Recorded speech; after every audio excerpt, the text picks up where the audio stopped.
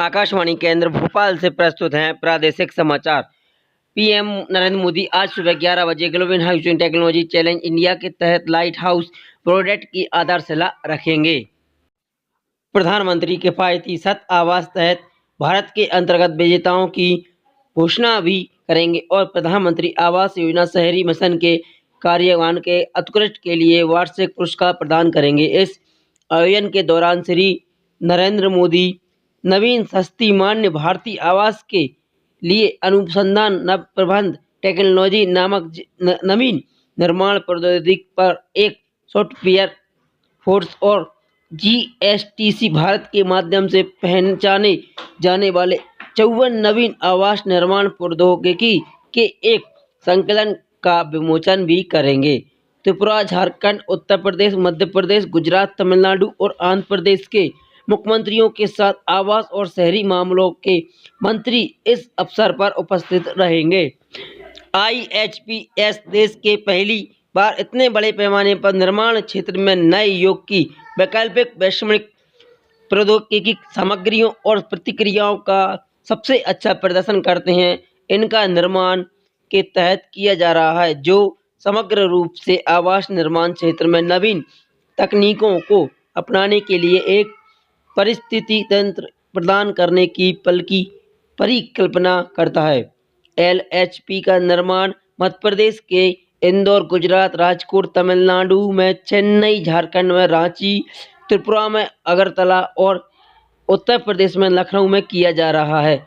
वे समृद्ध संचालन सुविधाओं के साथ प्रत्येक स्थान पर लगभग 1000 घर शामिल करते हैं। वे परियोजनाएं पर्यटक ईंट और मोटरराट निर्माण की तुलना के 12 महीने के भीतर एक तेज गति से रहने के लिए तैयार घरों की प्रदर्शित और वितरित करेगी और अधिक किफायती टिकाऊ होंगी।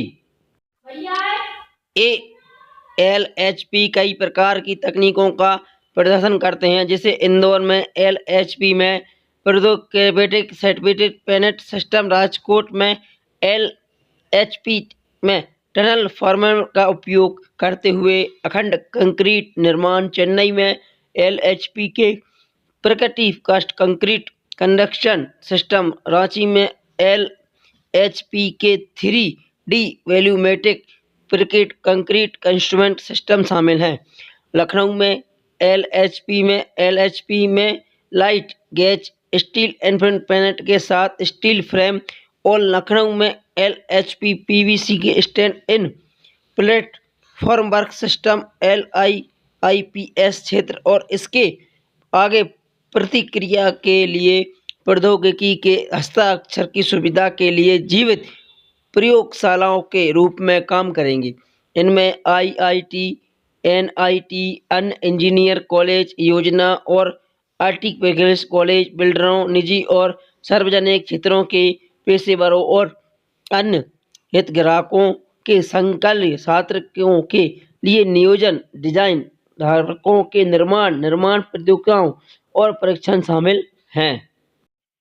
सीबीएसई की 4 मई से कक्षा 10वीं और 12वीं के लिए बोर्ड परीक्षा आयोजित करेगा। शिक्षा मंत्री रमेश पोखरियाल निशंक ने आज कक्षा 10वीं और 12वीं की सीबीएसई बोर्ड परीक्षाओं के कार्यक्रम की घोषणा की। उन्होंने कहा कि सीबीएसई बोर्ड की परीक्षाएं 4 मई से 2021 के 2 जून तक आयोजित की जाएंगी। उन्होंने कहा कि परिणाम 15 जुलाई को घोषित किए जाएंगे। कक्षा 12वीं की प्रौद्योगिकी परीक्षा 1 मार्च से शुरू होगी। श्री निशंक ने शिक्षकों और अभिभावकों की भूमिका की सराहना करते हुए कहा कि उन्होंने कोविड-19 महामारी के कारण बनी अभूतपूर्व और अनिश्चित स्थिति के दौरान छात्रों की निरंतर सहायता प्रदान की। उन्होंने कहा, शिक्षकों ने शिक्षण के लिए नई तकनीकों और तरीकों को अपनाया। मंत्री ने डिजिटल माध्यम से सीखने के लिए एक मंच और सामग्री प्रदान करने के लिए सरकार द्वारा उठाए गए विभिन्न कदमों पर भी प्रकाश डाला। उन्होंने कहा, सरकार ने कोविड-19 महामारी के दौरान जेईई और एनडीए की परीक्षा सफलतापूर्वक आयोजित की हैं, जो अभूतपूर्व हैं।